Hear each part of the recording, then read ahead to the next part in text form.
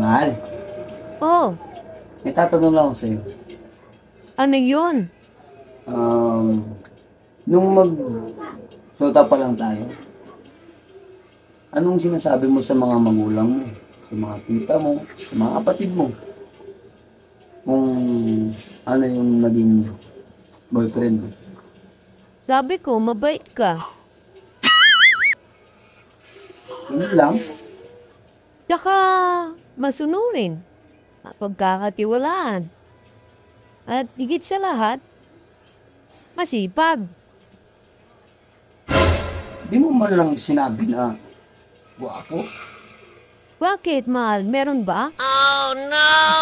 Ikaw naman, tuturuan mo pa ako maging sinuhan sa mga magulang ko. Naman. Na nga. O, mahal, sa ka pupunta?